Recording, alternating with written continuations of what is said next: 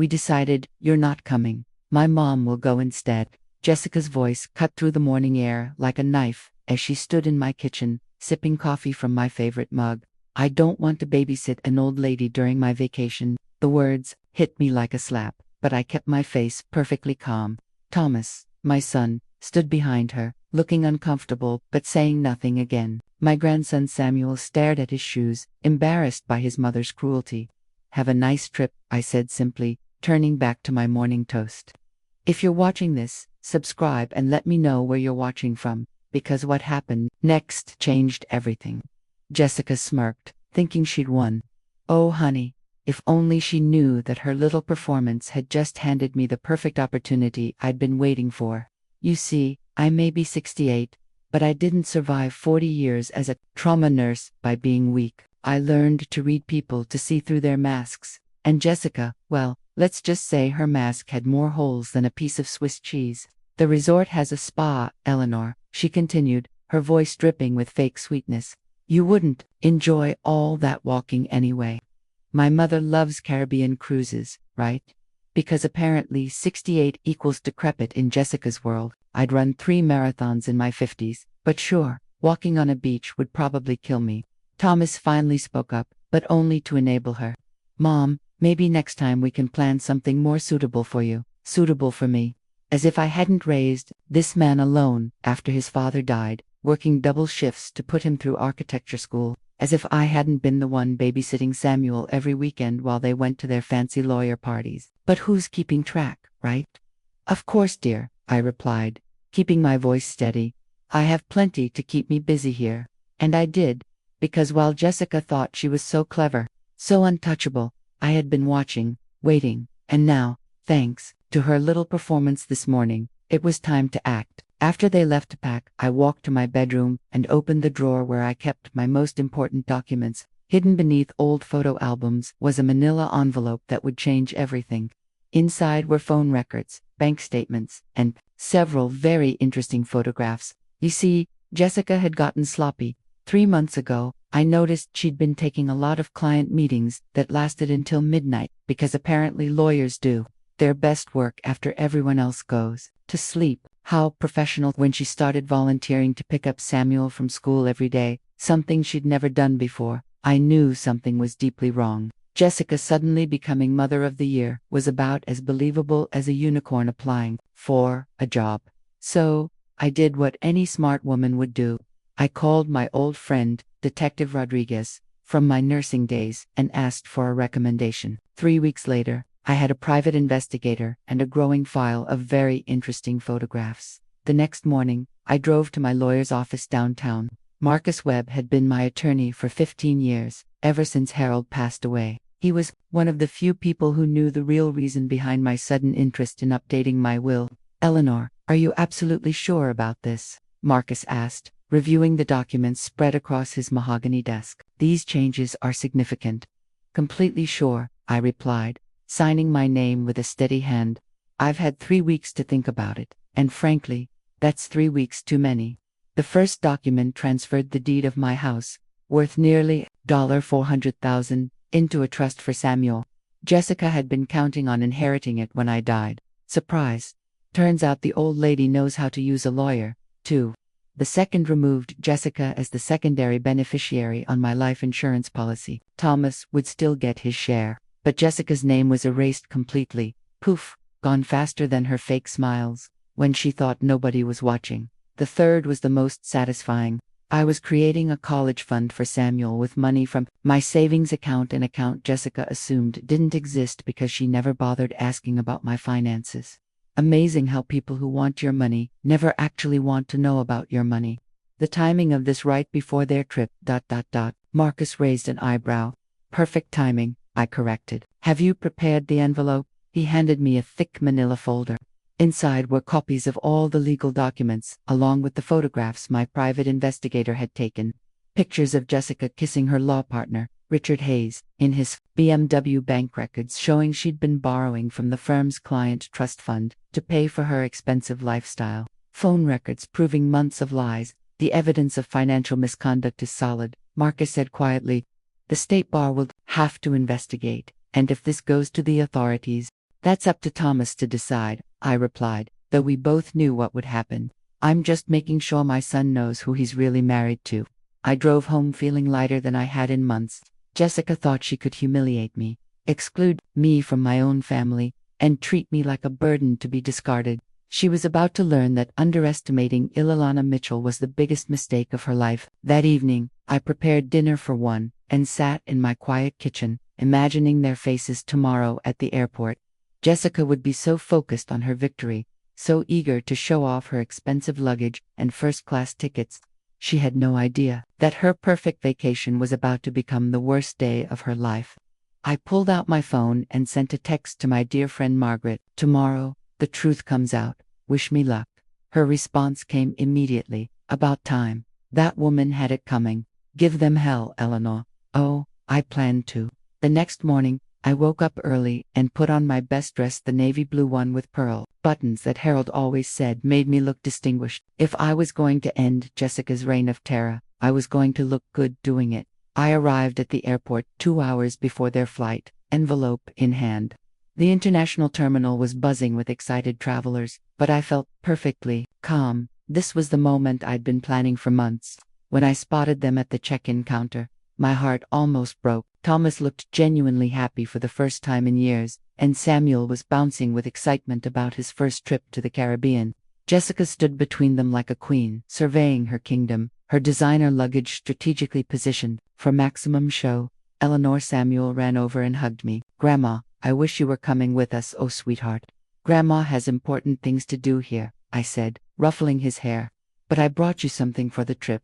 I handed him a small wrapped package, a travel journal I'd picked out just for him. Promise me you'll write about all your adventures. I will. Thanks, Grandma. Jessica approached with her fake smile firmly in place. How sweet of you to see us off, Eleanor. Though you really didn't need to come all this way. Oh, but I did, I replied smoothly. I have something very important for Thomas. I pulled out the manila envelope and handed it to my son. Don't open this until after takeoff, honey. It's sensitive family business that shouldn't wait until you get back. Thomas looked confused but took the envelope. Mom, what is this about? Just some documents that need your attention, I said, keeping my voice light. Nothing urgent, but important. You know how paperwork can be. Jessica's eyes narrowed slightly. She'd always been suspicious of my motives, probably because she couldn't imagine anyone being genuinely kind without an agenda. Takes one to know one, I suppose. Well, she said, checking her expensive watch, we should get through security. First-class boarding starts soon. Of course, it was first class, because flying with the peasants would simply be unbearable for Princess Jessica. I hugged Samuel tightly, then Thomas. When Jessica leaned in for our usual awkward air kiss, I whispered just loud enough for her to hear, enjoy your last family vacation.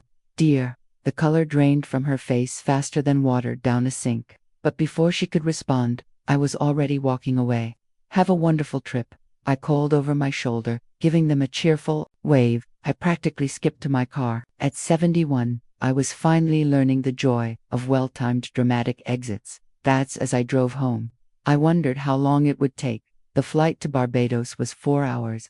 Thomas would probably wait an hour after takeoff, maybe 2. By tonight, my phone would be ringing and Jessica's perfect life would be over.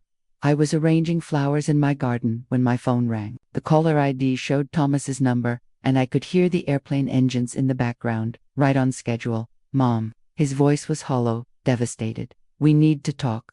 How was takeoff, dear? I asked calmly, snipping a rose stem. I hope the weather cooperated. Just don't. I could hear him struggling not to cry. Jessica is in the bathroom. She's been in there for 20 minutes since I showed her the photos. Oh my. Motion sickness can be terrible at altitude. Mom, please. And how are the photos? Thomas, nice and clear. I did pay extra for the high-resolution package. How long have you known? I set down my gardening shears and sat on my porch swing. 3 months since she started having those late client meetings. 3 months. He was quiet for a long moment. The bank statements. Mom, she stole almost $200,000 from client accounts. She could go to prison. Yes, she could. And Richard Hayes. I trusted him. We've been friends since law school. I'm sorry, Thomas, I truly am. Are we really turning around? His voice broke completely now. The captain said we could return to Miami if there was a family emergency. That's your decision, son. I heard Jessica's voice in the background, sharp and panicked. Don't you dare turn this plane around. She's manipulating you. Ah, yes. Because gathering evidence of someone's crimes is manipulation now. The audacity was almost impressive.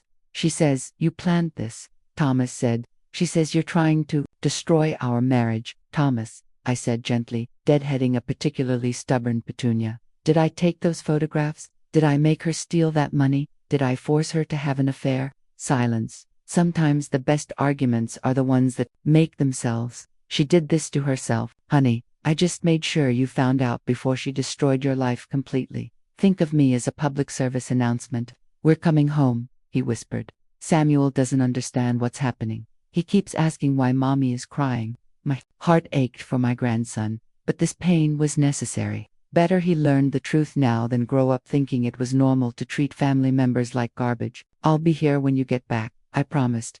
Mom, thank you. I should have protected you from her years ago. I'm so sorry. You're my son, Thomas. You don't need to apologize for loving the wrong person. After we hung up, I called Marcus. They're coming back. You might want to prepare for some very angry phone calls. Are you ready for what comes next? What, Eleanor? I looked around my peaceful garden, at the home I'd built with Harold, at the life Jessica had tried to take from me.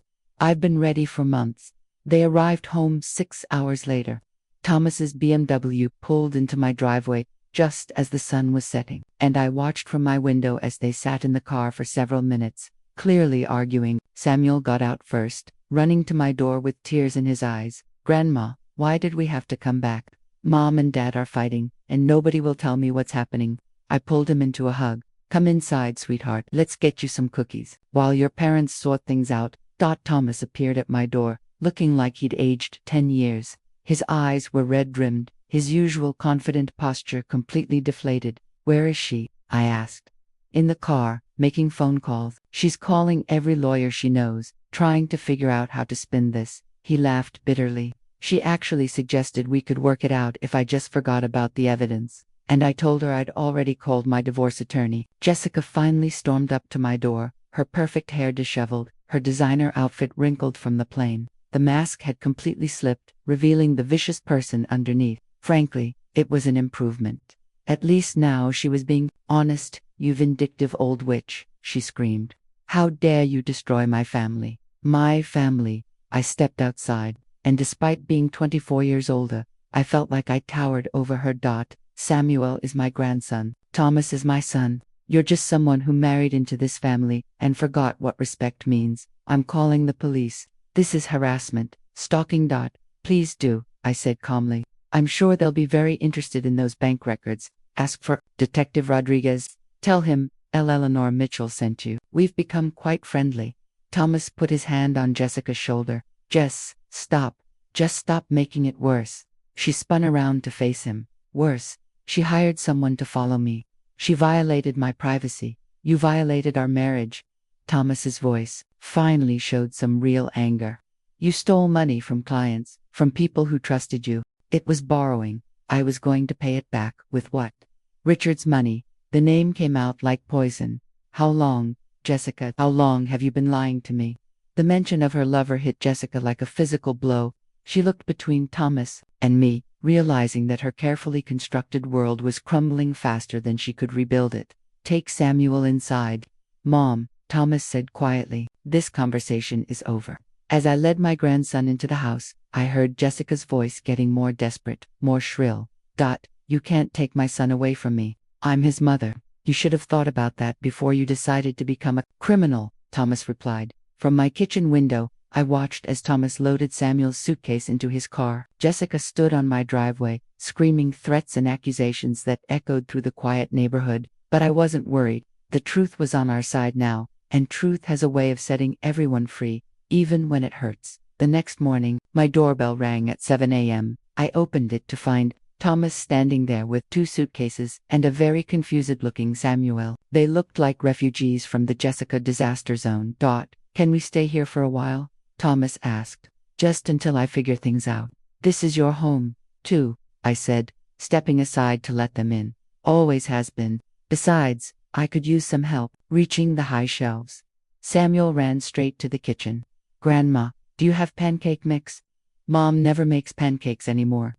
Of course I do. Sweetheart, your grandmother believes in keeping the important things well stocked: pancake mix, tissues, and evidence folders. While I cooked breakfast, Thomas sat at the kitchen table staring at his phone. 22 missed calls from Jessica, 31 text messages. I think she's having what you might call a breakdown. Fascinating. I haven't received a single call. It's almost like she finally understands that I'm not someone she can sweet talk anymore. What did your lawyer say about the custody situation? Emergency hearing, next week. With the evidence you provided, he thinks I have a solid case. Thomas looked up at me with something I hadn't seen in years, respect mixed with guilt. Mom, I need to ask you something.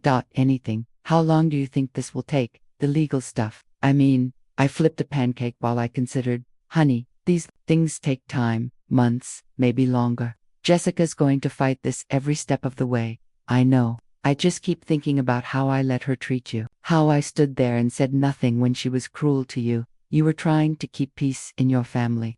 That's what good men do. Good men protect their mothers. Samuel looked up from his orange juice. Dad, are you and Mom getting divorced?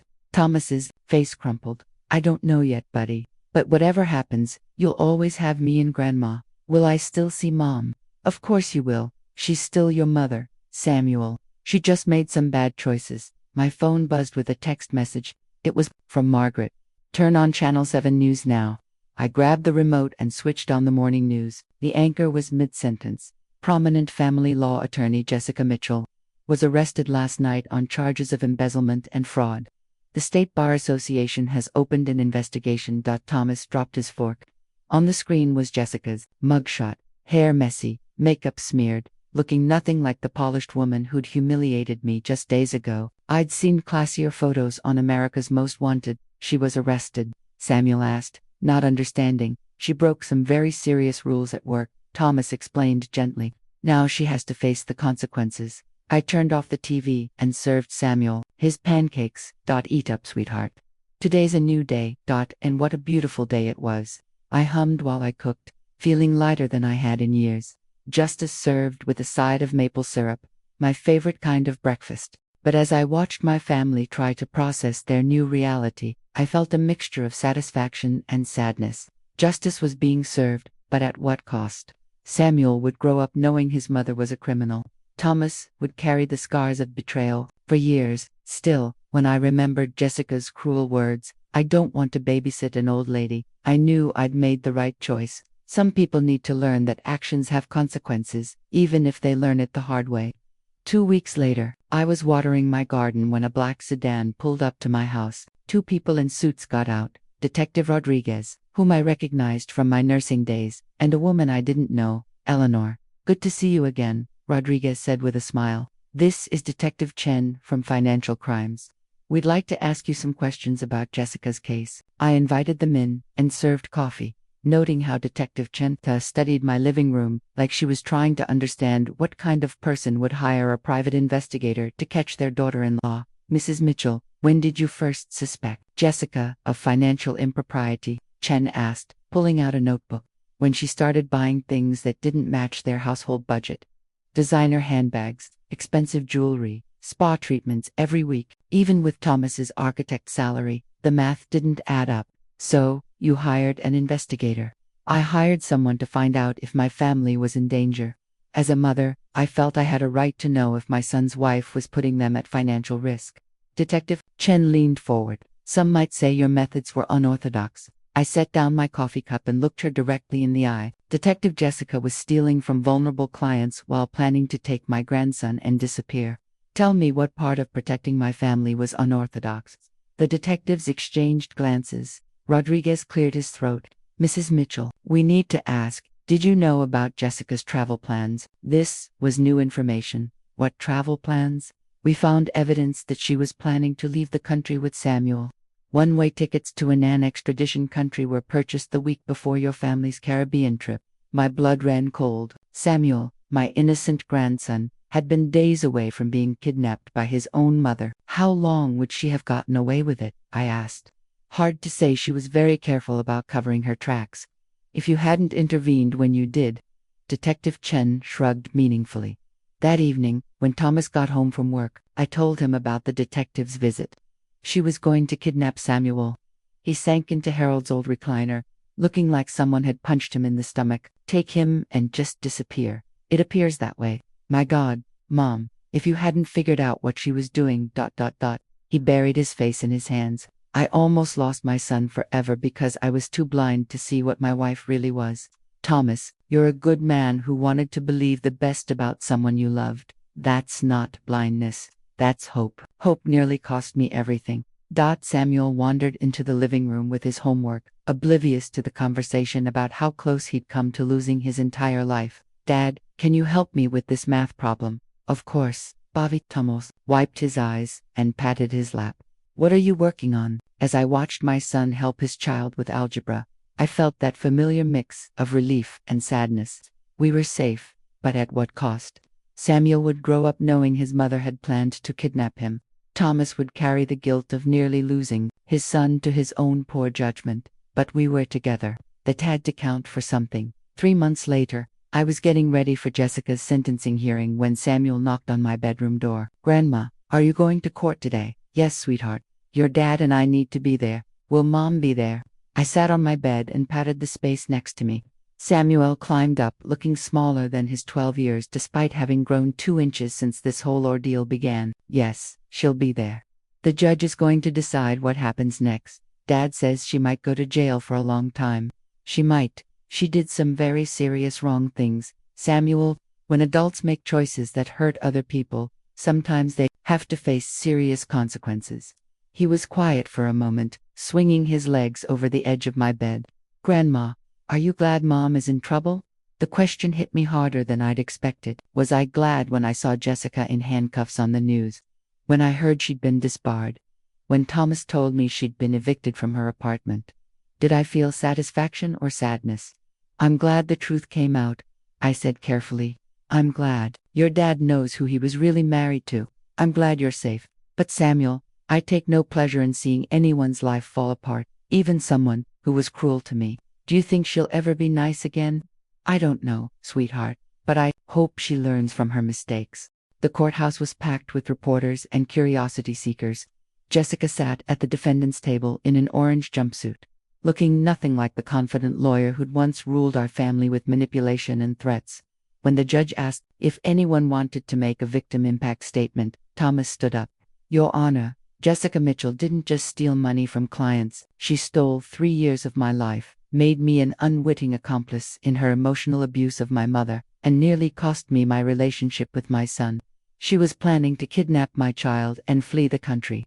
The financial crimes are serious, but the emotional damage to my family may never fully heal. Jessica's court-appointed lawyer requested leniency, claiming she was a first-time offender who'd made mistakes due to stress and mental health issues.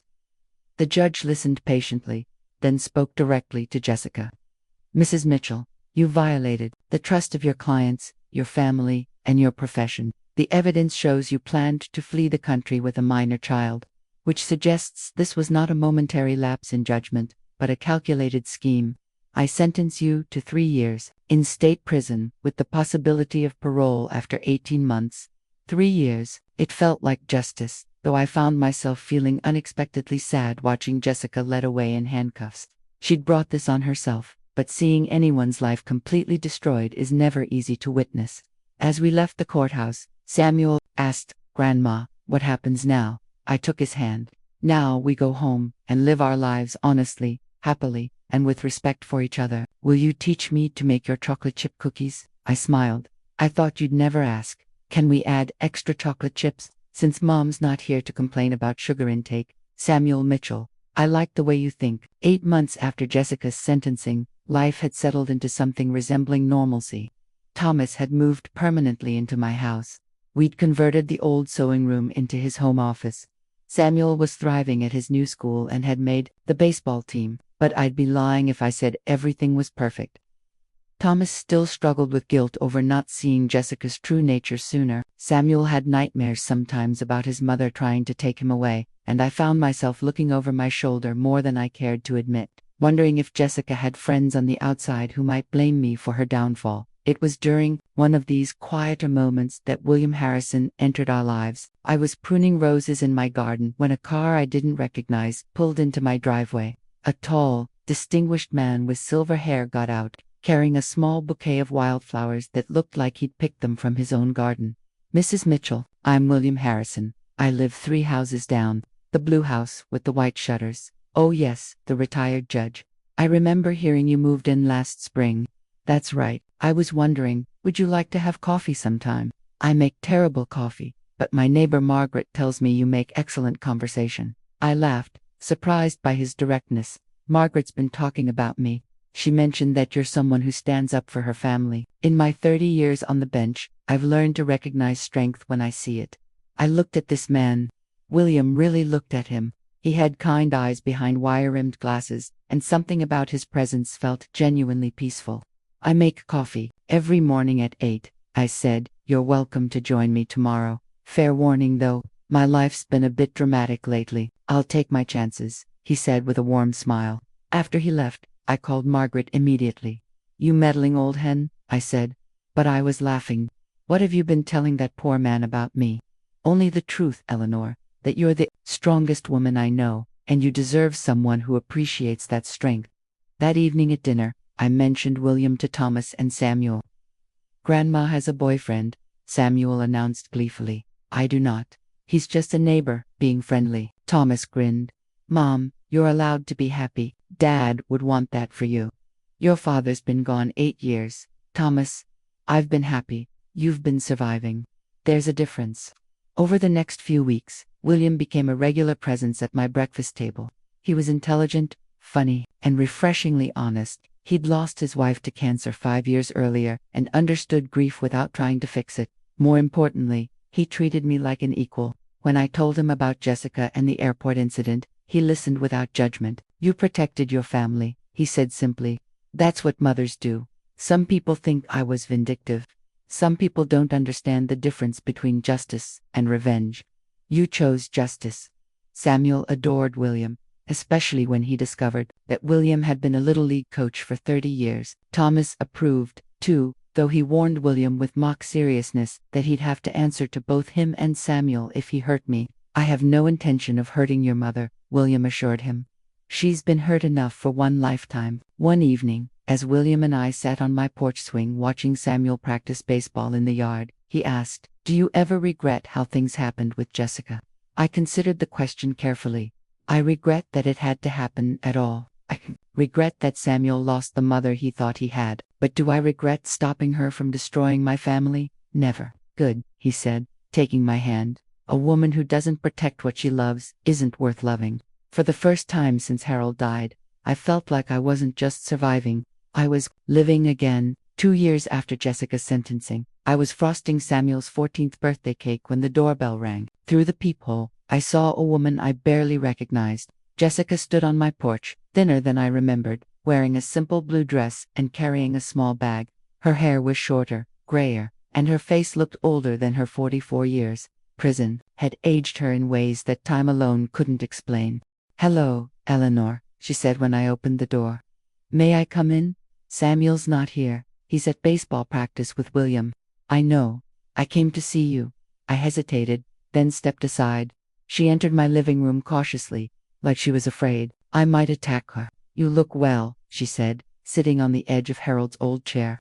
"Prison seems to have taught you manners." She flinched but didn't defend herself. "I deserved that." "You deserved a lot more than that." We sat in uncomfortable silence for several minutes. Finally, Jessica spoke. "I want to apologize. Not because my lawyer told me to, not because I'm trying to get something from you. I want to apologize because I was wrong and I hurt people I should have loved. And I want to ask for a second chance, not with Thomas. I know that's over, not even with Samuel necessarily, though I hope someday he'll let me back into his life. I want a second chance to be a decent human being." I studied her face, looking for signs of manipulation, the old Jessica hiding behind rehearsed words. But what I saw was something I'd never seen before, genuine remorse. "What do you want from me, Jessica?" "Margaret told me you volunteer at the free clinic downtown. They need a receptionist." someone to answer phones, schedule appointments, help people who can't afford healthcare. You want to work at a clinic. I want to help people instead of using them. I want to do something that matters, something that helps instead of hurts. She reached into her bag and pulled out a letter. This is from my therapist in prison. She says I have something called narcissistic personality disorder. She says it's not an excuse, but it's an explanation for why I treated people the way I did. I took the letter but didn't read it. And you think that changes things? No, but I hope it means I can do better. Jessica, you humiliated me. You stole money from people who trusted you. You were planning to kidnap my grandson and disappear to another country. I know. Tears started flowing down her cheeks. I know, and I can never undo any of it. But Eleanor, I'm asking you to give me a chance to try to make amends, not for forgiveness. I don't deserve that, but for the chance to prove I can be better. I looked at this broken woman sitting in my living room, and for the first time since I'd known her, I saw someone genuine. The mask was finally gone. And underneath was just a damaged person who'd made terrible choices.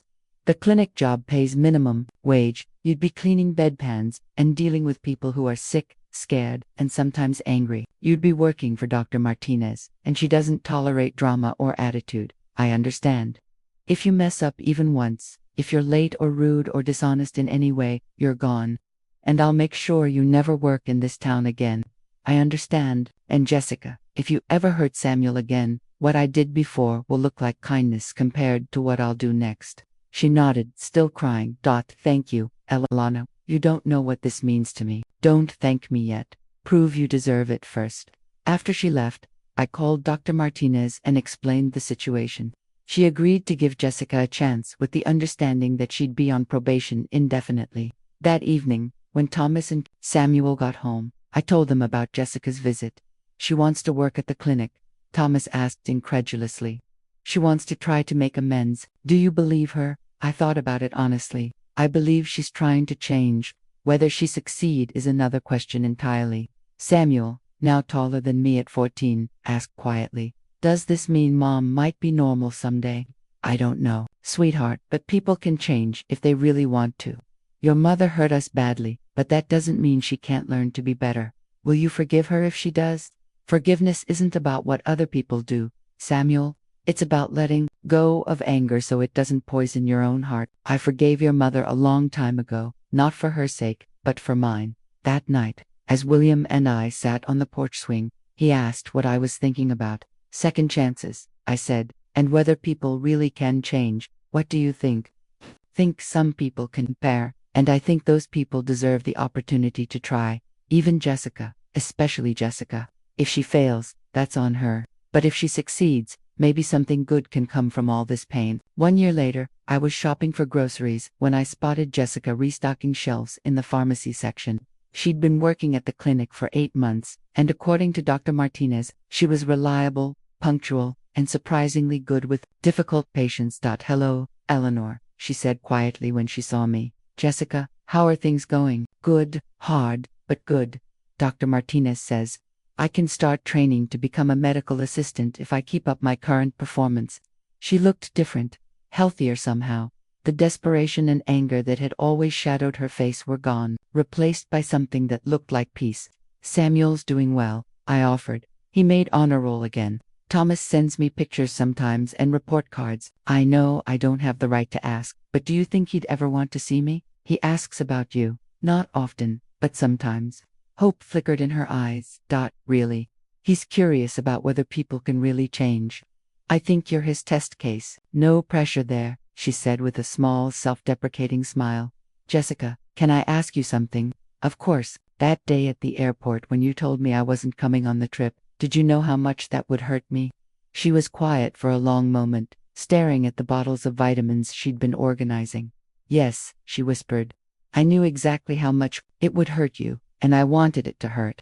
I was angry that Thomas loved you so much, angry that Samuel preferred spending time with you over me. I wanted to punish you for being everything I wasn't. And now I realized that instead of trying to tear you down, I should have been trying to learn from you. You loved your family without conditions. You protected them without expecting anything in return. You were the mother and grandmother I should have been. I felt an unexpected tightness in my throat. Jessica, You're still Samuel's mother. That will never change, but I'm not the mother he deserves. Not yet, anyway. Yet is the important word there. She looked at me with surprise. You really think I can change? I think you already have. The question is whether you can keep changing. I'm trying, Eleanor. Every day I'm trying. I know you are. Boffed. That evening, I told Thomas about my conversation with Jessica. He listened without comment until I finished. Do you think she's really different? He asked. I think she's working very hard to be different. Whether it lasts remains to be seen. Would you be okay if I let Samuel see her just for coffee or something casual? I smiled. Thomas, you don't need my permission to make decisions about your son. You're a good father. Trust your instincts. My instincts were terrible when it came to Jessica before. Your instincts were clouded by love. Now you see her clearly. That's a gift, even if it's a painful one.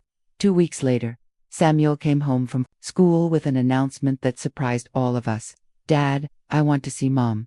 Thomas nearly choked on his coffee. What? I've been thinking about it for a while. Grandma says people can change if they really want to. I want to see if Mom really wants to. I watched Thomas struggle with this request. Part of him wanted to protect Samuel from any possibility of being hurt again. But another part of him, the part that was still that little boy who'd once believed his wife could do no wrong, wanted to believe in redemption, too. Samuel, Thomas said carefully, are you sure about this? You don't owe her anything. I know, but I owe it to myself to find out who she is now. Smart kid. At 14, he was already wiser than most adults I knew. What would make you feel safe? I asked, remembering the conversation we'd had 2 years ago. Could we meet somewhere public? And could you and Dad both be there? Of course, Thomas said immediately. Whatever you need. That Saturday, we met Jessica at a small cafe downtown. She looked nervous, but genuinely happy to see Samuel, though she was careful not to overwhelm him with emotion. Hi, Mom, Samuel said simply. Hi, sweetheart. Jessica's voice was soft. Careful. You've gotten so tall. Yeah. Grandma says I'm going to be taller than Dad soon. They talked for about an hour carefully, like people getting to know each other for the first time. Jessica asked about school, about baseball, about his friends. She didn't make promises she couldn't keep or try to excuse her past behavior. When it was time to leave, Samuel hugged her briefly. Can we do this again sometime? I'd like that very much, Jessica said, tears in her eyes. As we walked back to our car, Samuel was quiet. How do you feel? Thomas asked. Sad, Samuel said honestly, but also hopeful. She seems different, like she's actually listening now instead of just waiting for her turn to talk. That's very perceptive, I said. Grandma, do you think she keep changing? I thought about the woman I just watched carefully navigate a conversation with her son, putting his comfort above her own need for forgiveness. I think she's trying very hard. Whether she succeeds is up to her. I thought that was very honest of her. Are you going to see her again? I asked Samuel. Maybe in a few weeks. She's going to send me letters first so I can get used to talking to her again without pressure. That evening, as our little family sat down to dinner, Thomas, Samuel, William, and Mai looked around the table and felt overwhelmed with gratitude. We'd survived Jessica's attempt to destroy us. More than survived. We'd emerged stronger, more honest, and more appreciative of what we had. Grandma, Samuel said suddenly, I want to thank you for what, sweetheart? For protecting our family. I know what Mom did was wrong, and I know stopping her was hard for you. But if you hadn't, Dad says, we might have lost each other forever. I reached across the table and squeezed his hand. Samuel, family isn't about blood. It's about love, respect, and choosing to show up for each other every day. Your mother forgot that for a while, but she's trying to remember. And you, your father, and I, we never forgot. What about me? William asked with mock indignation. Don't I count as family yet? Your family, I said, surprising myself with how easily the words came. You've been family since the day you brought me wildflowers and terrible coffee. After dinner, William and I sat on the porch swing while Thomas helped Samuel with homework. The evening air was warm, filled with the scent of jasmine from my garden. Any regrets about how everything turned out? William asked. I thought about Jessica working late at the clinic, slowly rebuilding her life one small kindness at a time. I thought about Thomas, confident and happy in a way he'd never been during his marriage. I thought about Samuel, learning that love requires boundaries and that forgiveness doesn't mean forgetting. You know what I've learned, I said finally. What's that? Sometimes the best revenge isn't getting even. Sometimes it's just becoming the person you were always meant to be.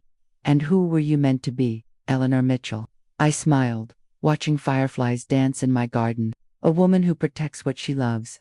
A grandmother who teaches her family that respect is earned, not inherited.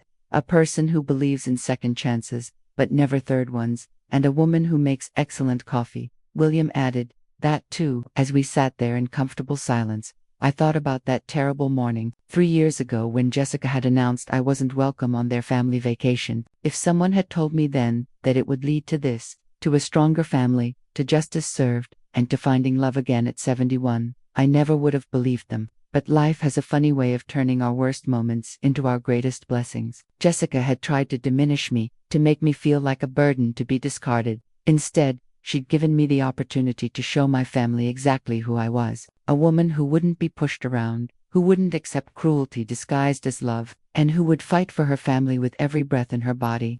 Thank you, Jessica, I whispered into the evening air. William looked at me curiously. Did you just thank the woman who tried to destroy your family? I thanked the woman who accidentally saved it, I corrected. Sometimes our enemies give us the greatest gifts. They show us exactly how strong we really are. The next morning, I woke up to the smell of coffee and the sound of laughter from my kitchen. Samuel was telling William about his baseball game while Thomas read the newspaper and commented on the terrible state of local politics. This was my family. Not perfect, not without scars, but built on a foundation of honesty and mutual respect. We'd weathered Jessica's storm and emerged intact. And as I joined them at the breakfast table that had witnessed so much pain and healing, I realized something profound. I wasn't just Eleanor Mitchell, the woman who'd been humiliated at an airport. I was Eleanor Mitchell, the woman who'd refused to accept that humiliation as her story's ending. Sometimes the best revenge is simply living well. And we were living very, very well indeed. Thanks for listening. Don't forget to subscribe and feel free to share your story in the comments. Your voice matters.